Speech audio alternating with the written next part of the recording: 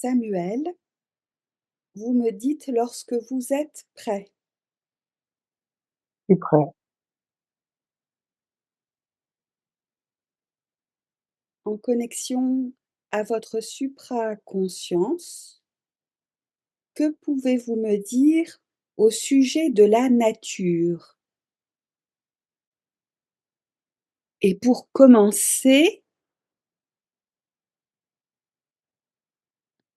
que me dites-vous à propos des arbres?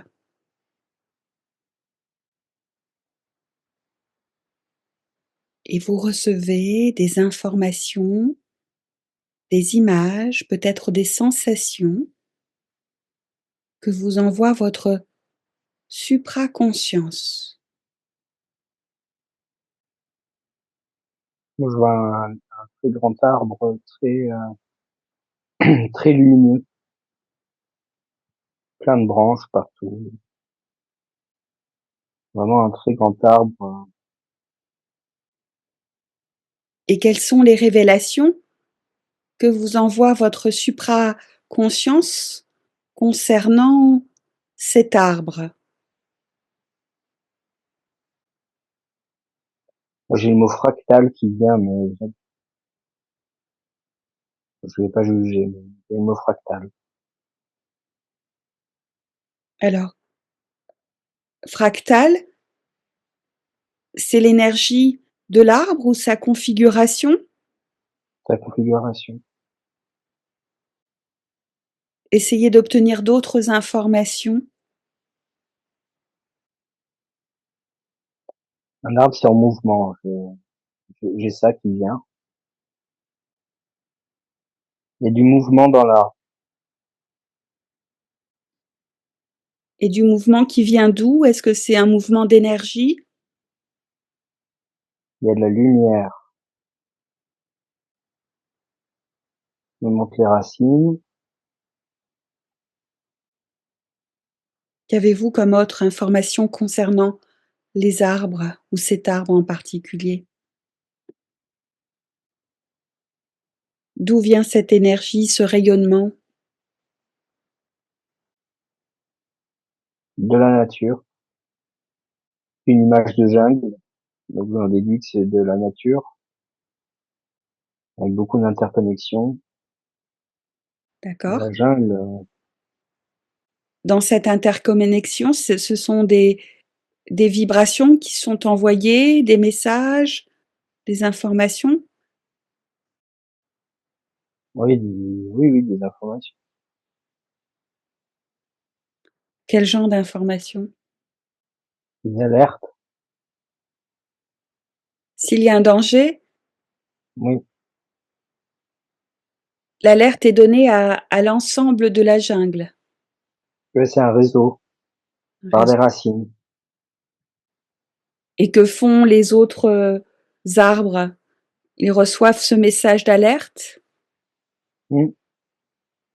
Ça se propage, j'imagine, aussi à toute la végétation environnante? Oui, Et que se pas passe-t-il? toutes, pas toutes.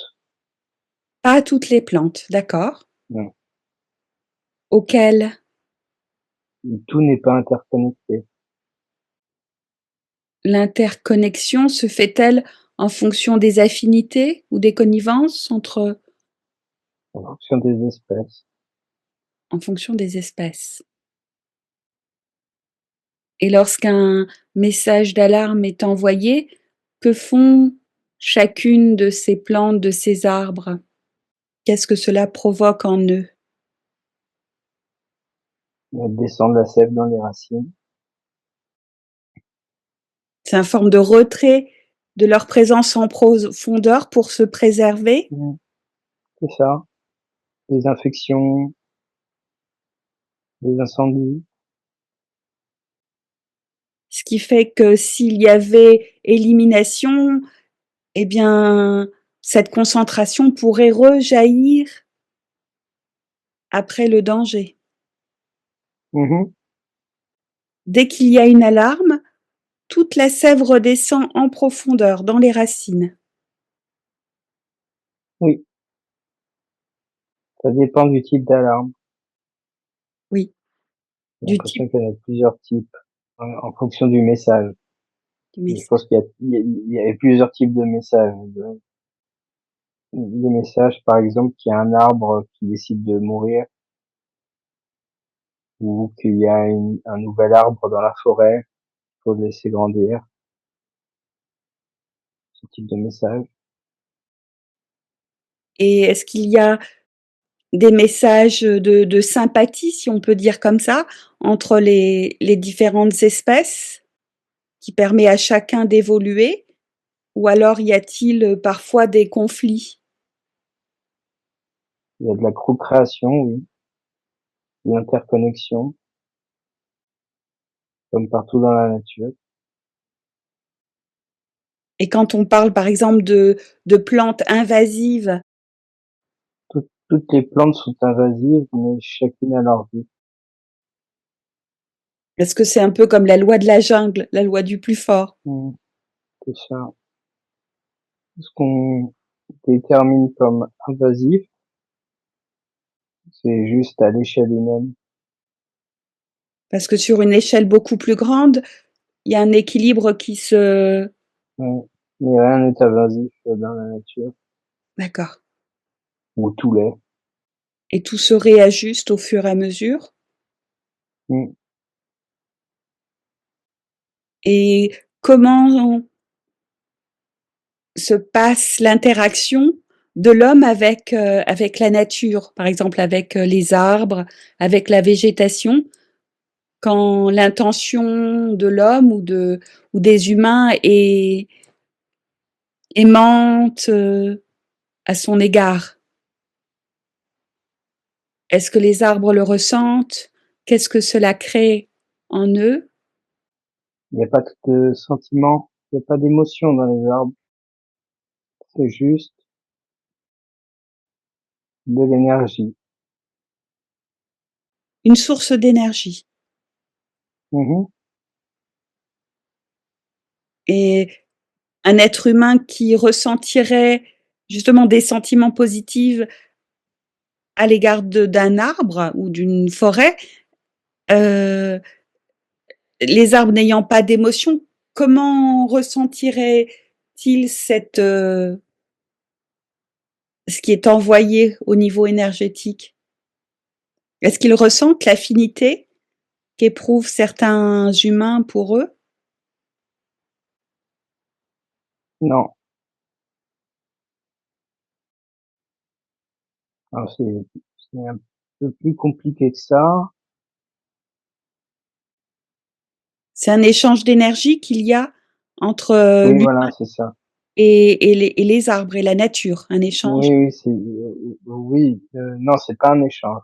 Ah, c'est quoi? C'est juste l'humain qui se connecte à l'énergie de l'arbre. Un arbre conscientise pas, le fait d'être connecté à un homme. Mhm. C'est comme si on essayait de se connecter à une fourmi, ça. Et qu'est-ce que ça fait à un arbre lorsqu'un humain se connecte à son énergie? Est-ce que ça lui est bénéfique ou au contraire? C'est impossible à traduire. C'est comme si on me posait la question, qu'est-ce que ça fait à une fourmi de voir un homme? C'est exactement la même chose. C'est intraductible. On peut pas comprendre ce que ressent un arbre et un arbre ne peut pas comprendre ce qu'on ressent. Y a-t-il un échange Et d'énergie entre l'arbre et l'humain? non, Non. non, c'est que dans un sens. C'est juste l'humain qui se connecte à l'énergie de l'arbre. Et notre adaptabilité nous permet de ressentir de la sérénité. Et cette sérénité nous montre la sagesse de l'arbre. Est-ce que l'arbre est totalement indifférent à l'énergie humaine? Oui, Et c'est l'humain qui peut s'inspirer, intégrer l'énergie de l'arbre de manière bénéfique. oui. Et que pouvez-vous me dire au sujet des fleurs? Alors, je sais pas pourquoi, mais j'ai eu un espèce d'éclair. Vous avez vu ça? Comme un éclair qui sort d'une fleur. Mm. C'est les joyaux de la nature. C'est les bijoux de la nature. Qu'apportent-elles aux humains? Ou quel effet ont-elles sur les humains? Les humains ont appris la beauté de la nature, ont découvert la beauté de la nature.